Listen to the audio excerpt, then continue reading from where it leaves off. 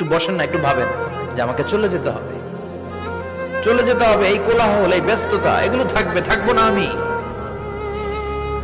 সাইয়েদনা ওমর ফারুক বলেছেন, মুতু ক্বাবলা আন তামুতু, মরার আগে একবার মরো। হাসিবু ক্বাবলা আন তুহাসাবু আলাইকুম, তোমার হিসাব নেওয়ার আগে তুমি একবার নিজের হিসাবটা করো না। কাগজ বের করে একটু লিখো না, কি কি ভালো কাজ করছিলা, যেগুলো দিয়ে নাজাতের ওয়াসিলা হতে পারে, 1 2 3, আর কি কি আকাম কুকাম করছো দেখো না, লিখে দেখো তোমার অবস্থাটা কি। মরার আগে একবার মরো। মরার আগে খাটের মধ্যে শুয়ে শটান করে চোখ বন্ধ করে একবার মরার ভান করে দেখেন কেমন লাগে।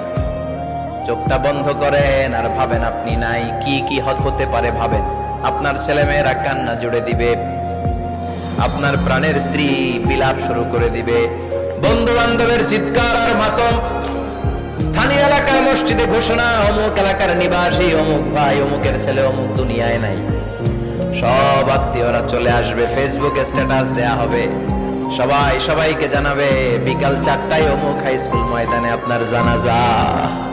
ছুটে আসবে, সবাই ছুটে আসবে আপনাকে শেষ বিদায় দিতে, গুড বাই জানানোর জন্য, আল ওয়াদা, বিদায় জানাতে আসবে সবাই।